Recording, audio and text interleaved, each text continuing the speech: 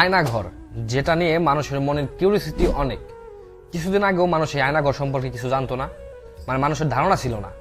আয়নাঘর হচ্ছে, আপনি যদি সহজ কথায় বলতে যান, এটা হচ্ছে একটা গুমঘর, যেখানে আপনার বিরোধী যে কথা বলবে তাকে আপনি এভাবে ধরে আয়নাঘরের ভিতরে বয়ে রাখতেন। এটা চালাইতো সরকারি কিছু অসৎ কর্মকর্তা, এবং তারা রাজনৈতিক যে পাওয়ারটা সেটা অসৎভাবে চালানোর জন্য বা পরিচালনা করার জন্য তারা এই আয়নাঘরটা ব্যবহার করতো। আর আয়নাঘরের ভেতরে অসংখ্য মানুষকে আপনার গুম করে রাখা হয়েছে। 2009 সাল থেকে 2021 সালের মধ্যে প্রায় 605 জনকে এই আয়নাঘরের ভেতরে গুম করে রাখা হতো। এখানে চলতো নির্যাতন, এবং আপনি যদি সরকারের বিরুদ্ধে বা আয়নাঘর যারা পরিচালনা করতো তাদের কিছু অসৎ কর্মকর্তা আছে, আপনি তাদের বিরুদ্ধে কোনো কথা বললেই আপনি আয়নাঘরের ভিতরে গুম, মানে গুম করে রাখার জন্য আপনাকে আয়নাঘরটা তৈরি করা হয়েছে।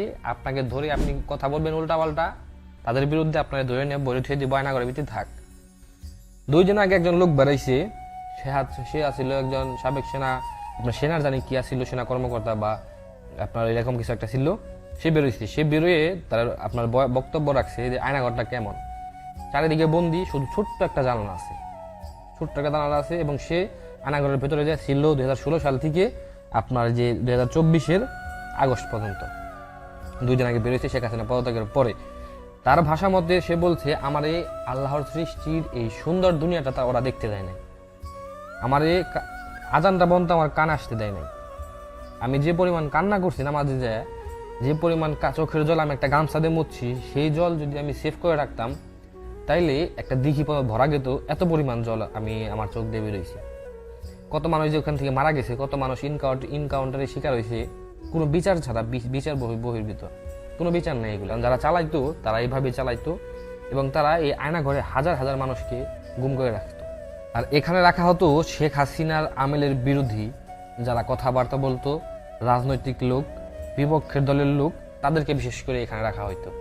এবং তাদেরকে এখানে আপনার এমনভাবে রাখা হইতো যে আপনি কোনো জায়গায় খোঁজ নিয়ে তাদের খোঁজ পাইবেন না। অনেক এই 2 দিন যাবৎ আপনার কিছু কিছু মানুষ, তাদের যারা গুম হয়েছে তাদের ছবি নেন, তারা দাঁড়িয়ে রয়েছে এবং তারা বলতেছে যে তারা গুম হয়ে গেছে।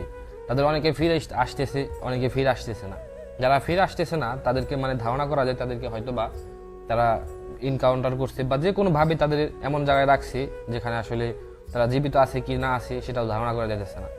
অনেক মানুষ বের হইতে পারতেছে। 2009 সাল থেকে 2017 সাল পর্যন্ত সরকারি নিয়ম অনুযায়ী, গণনা অনুযায়ী আপনার 402 জন মানুষ গুম হয়েছিল। আপনি চিন্তা করে দেখেন, তাহলে এই গুম হওয়া মানুষগুলো কই রাখতো? তারা এই জায়গাটার মধ্যে রাখতো, এই গুম ঘরের ভিতরে রাখতো। এমন গুম ঘর বাংলাদেশে হয়তো আরো অনেক আছে। এখন শেখ হাসিনা পদত্যাগ করছে মাত্র কয়দিন, সরকারের পদত্যাগ করছে মাত্র কয়দিন, এর মধ্যেই 2-1টা আয়নাগুলো অলরেডি বেরিয়ে গেছে। ইতিমধ্যেই ডিবির আপনার কিছু টর্চার সেল আছে যেগুলো আপনার মানে আইনের বাইরে, সেগুলো পাওয়া গেছে। আপনি চিন্তা করে দেখেন যে তারা মানুষগুলার কিভাবে মারতো, কিভাবে আপনার মানুষগুলোর কষ্ট দিত, কিভাবে নির্যাতন করতো। এই মানুষগুলা ছাড়া পাইছে আপনার একমাত্র আল্লাহর রহমতে এবং ছাত্র ভাইদের কারণে, যার কারণে ছাত্র ভাইদেরকে আমি জানাই সেলুট, আপনাদের ধন্যবাদ এমন একটা স্বৈরাচারী সরকারকে বিদায় করার জন্য।